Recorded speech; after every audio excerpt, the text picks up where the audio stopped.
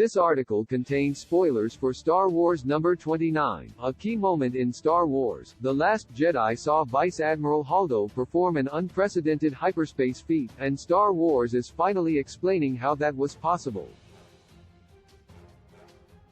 Star Wars has traditionally viewed hyperspace as simply a way to travel the galaxy, but Star Wars: The Last Jedi changed everything. Vice Admiral Amilyn Holdo weaponized hyperspace in a feat that became known as the Holdo maneuver. As remarkable as the feat may have been, it left many viewers puzzled. Why hasn't anybody ever weaponized hyperspace before? Lucasfilm's Star Wars: The High Republic Transmedia Initiative has begun to explain this. It seems there's a reason the rules of hyperspace are so poorly defined. It's because they are actually poorly understood. Hyperspace was initially charted by Force sensitives, who used Force talents such as wayfinding to navigate through this mysterious dimension. Because this is the case, some scientists have even suggested hyperspace is best understood as an aspect of the Force itself.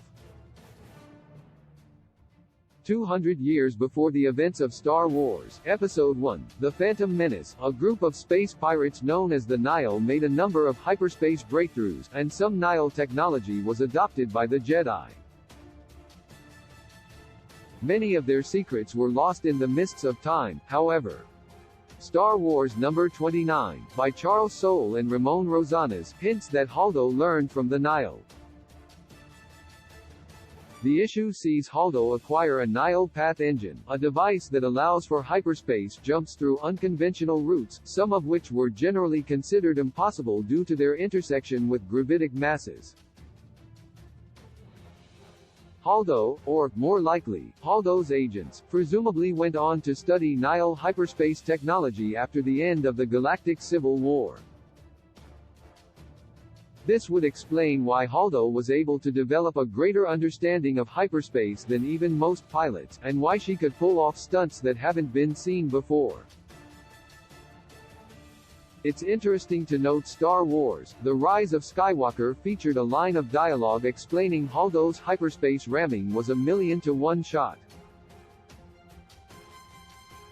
However, this may simply mean few pilots understood hyperspace well enough to pull off the feat. Hyperspace ramming transformed Star Wars' knowledge of hyperspace expanded during the dark times of the Empire's reign, with the Empire taking advantage of technology acquired from the unknown regions to create interdictor cruisers that could interrupt journeys by emitting a gravitic field that would knock ships out of hyperspace. Even these interdictors considered hyperspace purely as a way of traveling, though, failing to consider the possibility it could be a weapon. Holdo was the first to weaponize hyperspace, explaining why the maneuver was named after her. But she had opened Pandora's box, and now the potential chaos she has unleashed cannot be reversed. Hyperspace ramming will return. The Empire never weaponized hyperspace, but that doesn't mean future forces will fail to do so.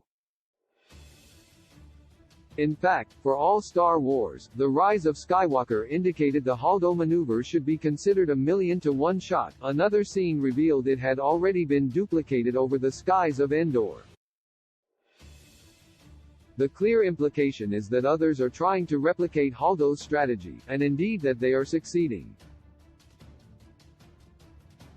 Star Wars: The Last Jedi may have shown hyperspace ramming used by a hero, but it's only a matter of time before other forces use it for evil in Star Wars. Star Wars number 29 is available now from Marvel Comics.